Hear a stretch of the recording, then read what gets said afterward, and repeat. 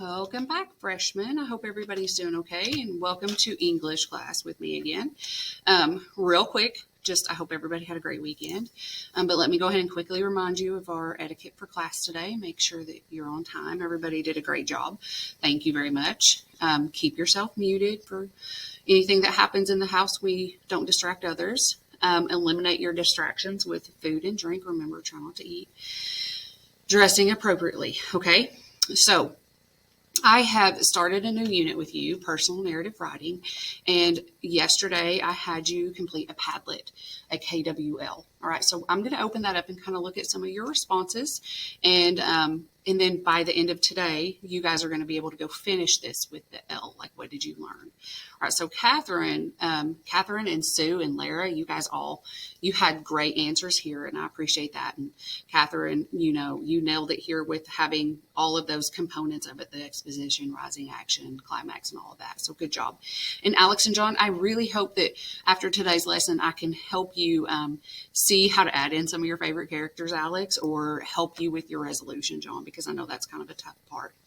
Okay, so let's go ahead and get started. So a personal narrative is kind of like what it sounds. It's going to be a story. I'm sorry, I wasn't exactly on my right slide. It's going to be a story, but it's a personal story. So we've done narrative writing before where we just tell a story of fiction, and it could be whatever with monsters and vampires and what. But this is a personal narrative. It's going to be something from you, okay? So a close look at this. Today, my goal for you is that you're going to be able to identify the qualities of a personal narrative. So this will help you kind of understand what we'll be writing later on. All right, so a personal narrative is just a story relating to a personal experience, and it's usually told in first person. All right, so if you remember first person, which I'm going to skip over to quality 2, first person, who can tell me what that means? Alex, you're right. It's when you use those pronouns I and me, and it makes it personal. Good job. So that's quality 2, but it's going to be told in first person. A personal narrative is also going to tell like a personal story, something that's actually happened to you, all right? It's going to include dialogue, but not a lot. It's going to tell about a specific moment or event that took place over a little amount of time, all right? You don't want to be writing about like your whole freshman year. You might want to write about just your first day as a freshman, okay? Quality number 5 is that a personal narrative is going to have action and details are going to be shown through sensory details and imagery in your figurative language. It will make a point. It's going to have a so what lesson. Like, why was this important to the author? A lesson that they learned or something a revelation that they had, okay?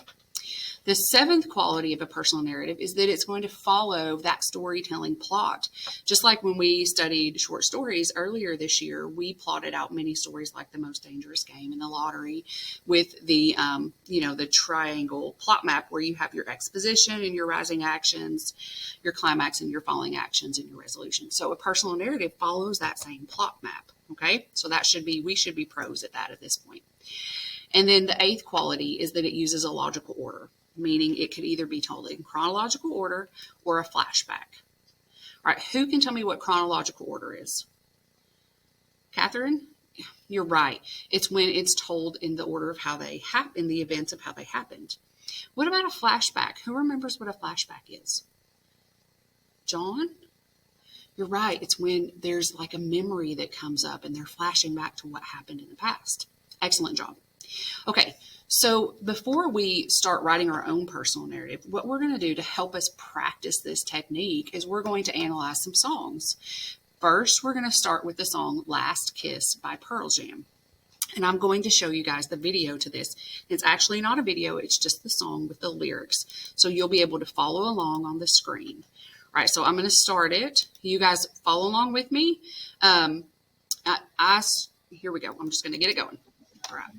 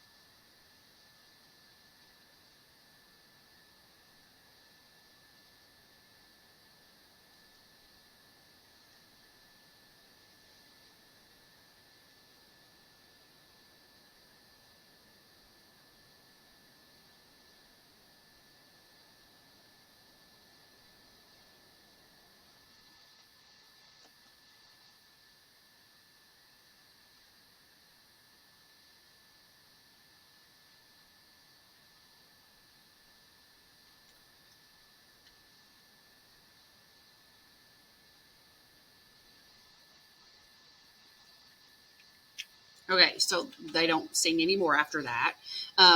But that was the song, Last Kiss. Have any of you heard of that before? You have, Alex? You like Pearl Jam then? Yeah, so do I. They're one of my favorite groups. Not many kids know about Pearl Jam anymore, though.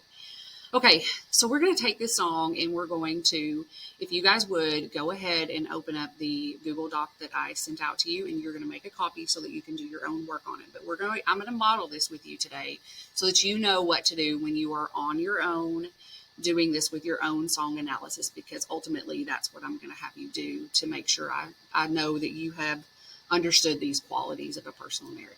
Okay, so if you'll open up this document with me, I went ahead and put the lyrics on here so we didn't have to keep going back and forth. So you have your lyrics, and then on page 2 is where we're going to do the work of analyzing the song to see if it fits the personal narrative qualities. All right, so the first quality was that it told a personal story. So what is that personal story? Avery, what do you think? Yeah, you're right. It's the story of a car crash when he's on a date. So let's just go ahead and type this. There was a car crash on his date with his girl. Okay, that's the personal story. So does it use first person? I want you to find text evidence here. So let's go ahead and scroll up to the lyrics. Who sees where they use like first person? I, me, my. You're right. You're right, Bryson. It's under that very last line. So I can see my baby when I leave this world. I'm going to go ahead and just copy it down. But you have to know that when you are using word for word of any text, you have to do what? You remember, Lara? You're right. You have to put quotation marks around it because it's a quote, okay? You've pulled it from a text, all right? What about a bit of dialogue? Who found some dialogue? Do they use it? If there's a little tiny spot. You see it, JC? You're right. Hold me, darling, just a little while, okay? So that's the dialogue, and that's the only one. So they didn't put much, which is what I want you to know about a personal narrative. Is it's not a lot of dialogue, okay? And then it's going to tell a specific moment. So this isn't something you're going to find in the lyrics. This is something that I want you to think about. So what's that specific moment? You're right. It's the car crash, all right? That's the specific moment, okay? So sensory details is where our author is going to either use imagery or figurative language. And this particular song has got some figurative language, so I want to see if we can remember how to recognize it. We have, what are some types of figurative language that we've covered before? Catherine? Yeah, you're right. Simile.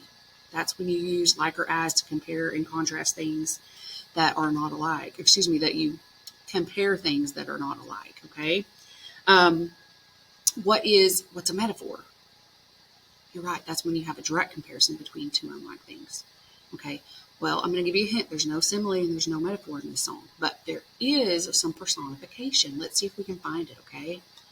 Yeah, you're right, John. The screaming tires, right? There's some personification. Okay. So we're going to copy that down. This, I want you to know, we're going to go ahead and put out to the side that it is personification. Okay. What about some imagery? Let's find some imagery. Okay. Go back up. Oh, good, Avery. The imagery of something warm rolling through my eyes. Can't you guys almost feel that? That's what imagery does. It makes you feel it. It makes you smell it and see it and hear it. Okay, so let's go ahead and put that down on that column, or the same column here. But we know that this one is imagery, okay? And I'm good with you finding one type of figurative language and one imagery, okay? So what's the so what here?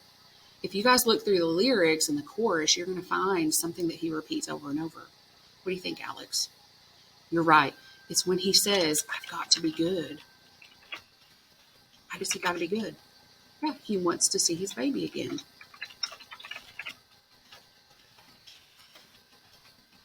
All right, very good. And so your plot elements,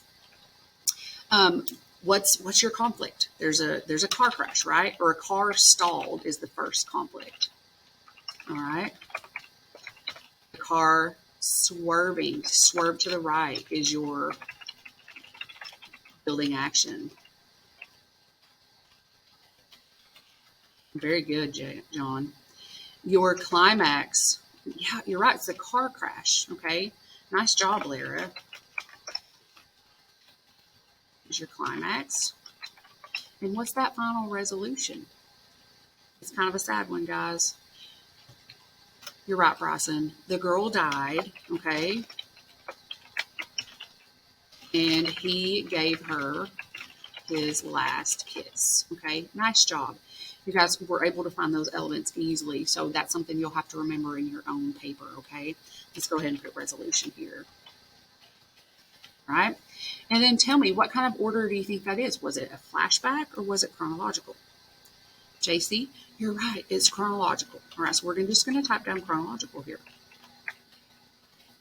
I can spell it today. Chronological order. All right, so this is the graphic organizer that we have taken some notes on, and I'm going to have you upload your notes to Canvas to make sure I can look at it and grade. And you'll also get to use this for your final activity with understanding personal narrative qualities. All right, but before we end class today, I want you to go back to the Padlet with the KWL chart. And I want to give you a few minutes, I want to give you about 30 seconds, and I want you to type down an answer. What did you guys learn about personal narrative writing today? Okay, so 30 seconds. You may begin on that, okay?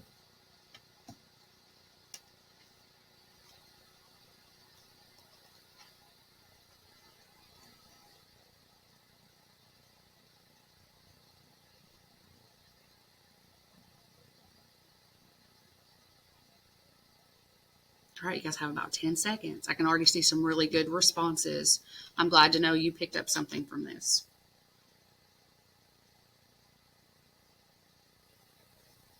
Okay, there's our timer. So I'm seeing that Alex learned that songs could be a personal narrative. That's awesome. That's always a good way to start understanding it. Catherine, you learned that the so what's important. Avery, nice job remembering that it's just a specific moment in your life and a specific event. Like you don't want to write about a huge event because then it's not something that's truly meaningful. Okay. Very good answers today and very good participation. And I appreciate everybody showing up today and participating and being respectful. And do I have any questions to wrap up this class? John? Yes, rap songs are okay, but please keep in mind, like on the assignment that's coming up, where you have to find your own personal narrative or your own personal song to show that it's a personal narrative, you are going to have to make sure it's school appropriate, but it doesn't matter what genre, whatever you guys like to listen to. It will have to have lyrics, though. You can't do an instrumental song. School appropriate, lyrics, you're going to see if it tells a personal story. So you've got a couple of days to be thinking about it. So anytime you're listening to your music, I want you to think, oh, could this be a personal narrative? All right. So the next time we come together, I'll explain that assignment a little bit more.